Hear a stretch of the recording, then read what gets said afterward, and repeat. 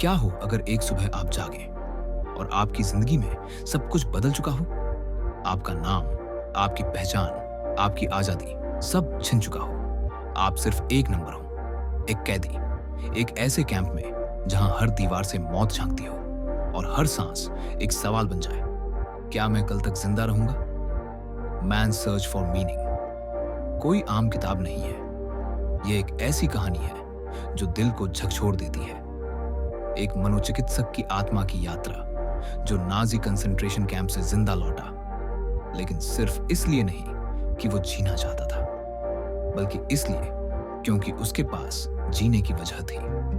Welcome to the book blue, जहां हम हर हफ्ते ऐसी किताबें लाते हैं जो सिर्फ जानकारी नहीं, जागृति देती हैं। आज की कहानी है दर्द में छुपे अर्थ की, एक ऐसी किताब की जिसने लाखों जिंदगियों को दिशा दी है। लेखक विक्टर ई फ्रैंकल ने इस किताब में 2 बातें सिखाई हैं। 1, दर्द से कैसे गुजरना है। 2, और दर्द में भी जिंदगी का मतलब कैसे ढूंढना है। तो चलिए इस आत्मा को छू लेने वाली यात्रा की शुरुआत करते हैं। चैप्टर 1, ऑशविट्ज, नरक का पहला दरवाजा। वर्ष 1942। फ्रैंकल को उनकी पत्नी, माता-पिता और भाई सहित नाजी कंसंट्रेशन कैंप भेज दिया गया। एक ऐसा कंसंट्रेशन कैंप जहां हर दिन, हर घंटा मौत की संभावना थी। जैसे ही ट्रेन रुकी, दरवाजे खुले, हजारों कैदी, चीखती आवाजें, बंदूकें, कुत्तों की भौंक। फास्ट, रन, लाइन बनाओ। फ्रैंकल को एक पंक्ति में खड़ा कर दिया गया। सिर्फ कुछ सेकंड में एक एसएस अफसर ने इशारा किया, बाएं गैस चैम्बर, दाएं जिंदगी। उसी पल उसकी मां, उसका भाई गैस चैम्बर भेज दिए गए। वो नहीं जानता था, लेकिन वो उन्हें आखिरी बार देख रहा था। कैंप में कोई नाम नहीं था, कोई पहचान नहीं। फ्रैंकल अब सिर्फ कैदी नंबर 1,19,104 था। कपड़े उतार दिए गए, बाल काट दिए गए, जिसके पास जूते फटे हुए थे उसे ठंड में चलना पड़ता था। भूख ऐसी कि लोग सूप के एक चम्मच के लिए लड़ते थे। लेकिन सबसे डरावनी बात, आदमी इंसान रहना छोड़ देता है। फ्रैंकल ने एक बात नोट की, वो लोग जो दूसरों के लिए अपनी रोटी का टुकड़ा बचा लेते थे, वो सबसे जिंदा थे, क्योंकि वो सिर्फ सरवाइव नहीं कर रहे थे, वो मतलब के साथ जी रहे थे। यहीं से फ्रैंकल ने अपनी खोज शुरू की। क्या कोई इंसान सबसे क्रूर हालात में भी अर्थ और उद्देश्य पा सकता है? चैप्टर 2, हर सुबह एक इम्तिहान। तपती गर्मी हो या हड्डियां कंपाने वाली ठंड, अगले दिन से शुरू हो गई एक नई जिंदगी। एक ऐसी जिंदगी जहां सुबह की शुरुआत ब्रेड के एक टुकड़े से होती थी और उम्मीदों के अंत से। फ्रैंकल कहते हैं, हर सुबह 4 बजे हमें लकड़ी के तख्त से धक्का देकर उठाया जाता। ना बिस्तर था, ना तकिया, ना कंबल, बस जमीन पर बिछी एक टुड़ी मुड़ी सी चटाई और बगल में मौत की सिहरन। हमारे लिए नाश्ता होता था, एक कटोरी पतली सी सूप जिसमें स्वाद कम और पानी ज्यादा होता था। रोटी एक दिन में सिर्फ एक छोटा टुकड़ा, कभी कभी उतना भी नहीं। इसके बाद शुरू होता था श्रम, पत्थर ढोना, ट्रेनों से सामान उतारना, बर्फ में नंगे पांव चलना, वो भी सिर्फ एक फटे हुए कपड़े और टूटी हुई जूतियों में। हर दिन एक युद्ध था, अपने शरीर से, अपने मन से और उन गार्ड्स से जो हर वक्त बस एक बात याद दिलाते थे, तुम्हारी जान की कोई कीमत नहीं। भूख ने हर रिश्ते का मतलब बदल दिया।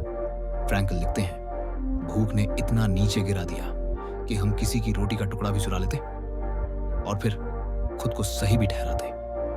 लेकिन फिर भी कुछ कैदी ऐसे थे जो अपनी आधी रोटी दूसरों को दे देते थे।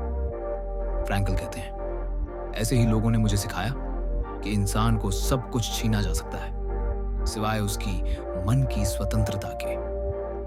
इस अध्याय में फ्रैंकल हमें यह सिखाते हैं, भले ही आपके पास कुछ भी ना बचे, लेकिन अगर आपके पास मानवता बची है तो आप अभी भी अमीर हैं।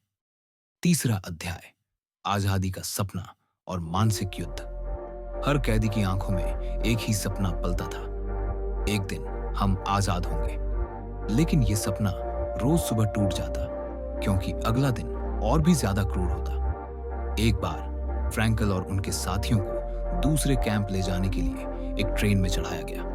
उम्मीद थी शायद अब कोई बेहतर जगह मिलेगी। डर था शायद अब गैस चैम्बर में भेजा जा रहा हो।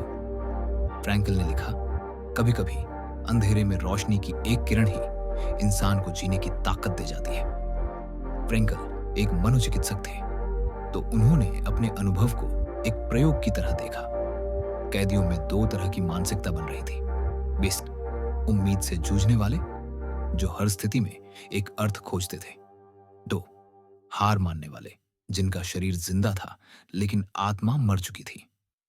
फ्रैंकल कहते हैं, जिस इंसान के पास क्यों होता है जीने का, वो किसी भी कैसे को सह सकता है।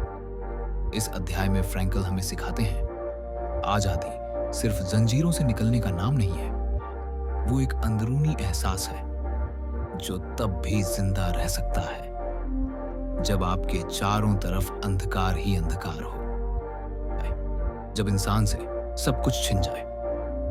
यदि किसी इंसान से उसके जीवन की हर वस्तु छीन ली जाए, उसका नाम, कपड़े, खाना, परिवार, सम्मान, तो क्या वह अब भी इंसान रह सकता है? विक्टर फ्रैंकल इस सवाल का जवाब खुद अपनी जिंदगी से देते हैं। नाजी कंसंट्रेशन कैंप में, जहां हर दिन मौत का साया था, कैदियों को इंसान नहीं, संख्या माना जाता था। फ्रैंकल की पहचान थी एक नंबर, 119, 104, ना नाम ना जमीर, सिर्फ एक श्रम करने वाली मशीन। कड़ाके की ठंड में पटे जूते और जलते पैर। फ्रैंकल याद करते हैं वो सुबह जब उन्हें -10 डिग्री सेल्सियस में बिना मोजों के बर्फीली जमीन पर काम पर भेजा जाता था। पैरों में थे फटे जूते। रात को वो पैर खून से सने होते थे। लेकिन सबसे ज्यादा पीड़ा किस चीज की थी? किसी से प्यार की कमी या आत्मसम्मान की भूख? फ्रैंकल कहते हैं, सिर्फ शारीरिक दर्द नहीं, बल्कि यह भावना कि मैं अब इंसान नहीं हूं, यही सबसे गहरी चोट देती है। परंतु एक चीज जिसे कोई नहीं छीन सका, मन की आजादी। फ्रैंकल ने पाया कि हर परिस्थिति में हम अपने दृष्टिकोण को चुन सकते हैं। एक छोटी सी घटना पर गहरा संदेश।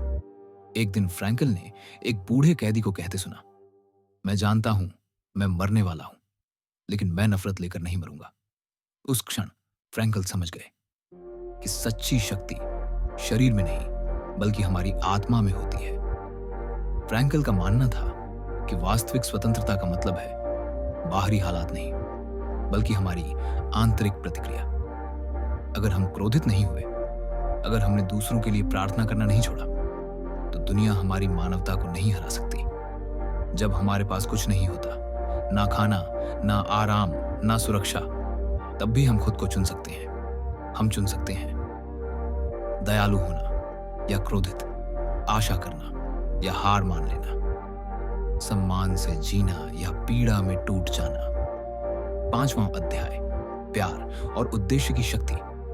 जब इंसान के पास कुछ नहीं बचता, ना घर, ना परिवार, ना भविष्य की कोई गारंटी, तो वो किस चीज से जीने की ताकत पाता है? विक्टर फ्रैंकल का जवाब था प्यार और जीवन का उद्देश्य। फ्रैंकल बताते हैं कि कैंप में सबसे मुश्किल घड़ी में, जब उनके शरीर की सारी ताकत खत्म हो चुकी थी, उनके सामने सिर्फ एक कल्पना थी, उनकी पत्नी का चेहरा। मेरे आसपास की दुनिया अंधेरे में डूबी थी, लेकिन मेरी कल्पना में मेरी पत्नी की आंखें चमक रही थी। वो मेरा संबल थी, मेरी शक्ति। उन्हें नहीं पता था कि उनकी पत्नी जिंदा है या नहीं, लेकिन उससे प्रेम उन्हें आगे बढ़ने की वजह देता रहा। फ्रैंकल लिखते हैं, लोग पूछते हैं क्या मैं जिंदगी से कुछ और उम्मीद कर सकता हूं? लेकिन असली सवाल यह है, जिंदगी मुझसे क्या चाहती है? हम अक्सर सोचते हैं कि जिंदगी हमें कुछ दे, लेकिन फ्रैंकल कहते हैं जिंदगी खुद हमसे कुछ मांगती है, हमारी जिम्मेदारी, हमारी मानवता। कई कैदी तभी जिंदा रह पाए क्योंकि उन्होंने अपने अंदर एक क्यों खोज लिया था। किसी को फिर से गले लगाने की चाह, अपनी अधूरी किताब पूरी करने की लालसा, या किसी सताए हुए समूह की आवाज बनने का वादा। He who has a why to live can bear almost anyhow। प्यार सिर्फ भावना नहीं, एक मानव अस्तित्व की शक्ति है। उद्देश्य सिर्फ लक्ष्य नहीं, वो आग है जो अंधेरे में रोशनी बनती है। अगर जिंदगी कठिन है तो इसका मतलब यह नहीं कि उसका अर्थ नहीं है, बल्कि यही समय है जब हमें अपने अंदर का अर्थ खोजना है। छठा अध्याय, दुख को शक्ति में बदलना। विक्टर फ्रैंकल लिखते हैं, दुख, पीड़ा और त्रासदी ये जीवन से हटाए नहीं जा सकते, लेकिन हम तय कर सकते हैं कि हम उनके प्रति कैसा दृष्टिकोण रखते हैं। यही दृष्टिकोण एक आम इंसान को असाधारण बना देता है। फ्रैंकल ने नोट किया कि सबसे अधिक वही लोग बचे जिन्होंने अपने दर्द को अर्थ दे दिया।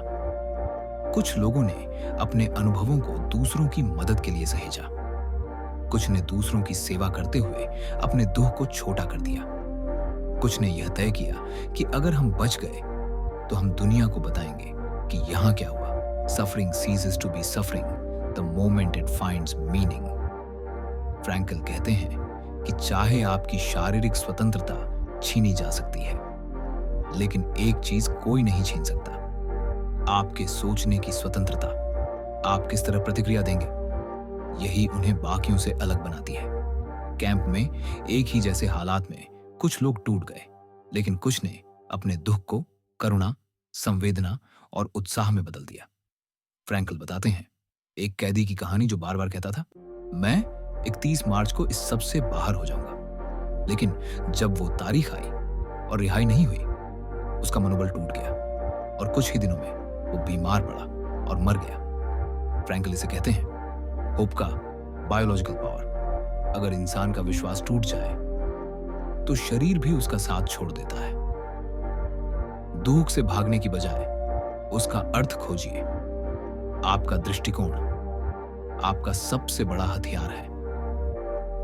मीनिंग वो पुल है जो दर्द से उम्मीद की ओर ले जाता है। सातवां अध्याय, अंतिम संदेश, जीवन का अर्थ। विक्टर फ्रैंकल का सफर सिर्फ एक कहानी नहीं, यह उस इंसान की आंतरिक यात्रा है जिसने नर्क को देखा, लेकिन फिर भी आशा का दीपक जलाए रखा। फ्रैंकल ने महसूस किया कि जिंदगी का उद्देश्य सिर्फ सुख और आराम नहीं है, बल्कि वास्तविक जीवन वहीं शुरू होता है जहां पीड़ा को अर्थ दिया जाता है। उन्होंने कहा, happiness cannot be pursued, it must ensue. Meaning is not something to be invented, it is something to be discovered. Frankl ने अपने अनुभवों के आधार पर एक नई चिकित्सा पद्धति विकसित की, लॉजोथेरेपी, जिसमें लोगों का अर्थ होता है मीनिंग। यह पद्धति सिखाती है कि हर इंसान के जीवन में कुछ अर्थ छिपा होता है।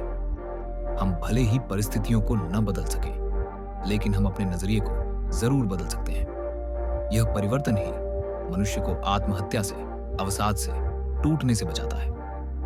फ्रैंकल कहते हैं कि इंसान अपने जीवन का अर्थ पा सकता है 3 तरीकों से। 1, काम और रचना से, कुछ मूल्यवान बनाकर दो। प्यार और संबंधों से, किसी और को समझकर, सहारा देकर। 3, दर्द सहकर, जब कोई और रास्ता ना हो तब भी गरिमा बनाए रखकर। जब फ्रैंकल को रिहा किया गया, वो खाली हाथ बाहर निकले, लेकिन भीतर से समृद्ध थे। उन्होंने लिखा, अब मैं समझ गया हूं, जिंदगी में अर्थ ढूंढना ही सबसे बड़ी आजादी है। उन्होंने किताब लिखी, दुनिया को बताया कि अंधकार में भी आशा होती है। उन्होंने लाखों लोगों को सिखाया कि हर दुख के पार एक अर्थ होता है और उस अर्थ में उम्मीद होती है। इस पुस्तक से क्या सीखें? जिंदगी का सबसे बड़ा उद्देश्य सिर्फ जीना नहीं, मतलब के साथ जीना है। आप कितना सह सकते हैं, यही आपकी आंतरिक ताकत है। जब आप हार मानने लगें, अपने क्यों को याद कीजिए, वो आपको कैसे से बाहर निकाल देगा। आप भले हालात ना बदल सकें, लेकिन आपका नजरिया ही असली आजादी है। फाइनल रिफ्लेक्शन, जब तक किसी इंसान के पास जीने का कारण है, वो किसी भी कठिनाई को सह सकता है। फ्रैंकल की यह किताब एक मौन चीख है उन लोगों के लिए जो टूट चुके हैं, जो थक चुके हैं, जो जीवन में अर्थ खो चुके हैं। यह एक संदेश है, तुम अकेले नहीं हो, तुम्हारा दुख बेकार नहीं जाएगा। आप क्या कर सकते हैं? इस कहानी को उन लोगों के साथ शेयर कीजिए जो संघर्ष में है। इस किताब को पढ़िए और दूसरों के लिए रोशनी का स्रोत बनिए। कमेंट में बताइए, आपने अपने जीवन में सबसे गहरा अर्थ कब महसूस किया? और अगर ये कहानी आपके दिल को छू गई, तो द बुक ब्लूम को जरूर सब्सक्राइब कीजिए।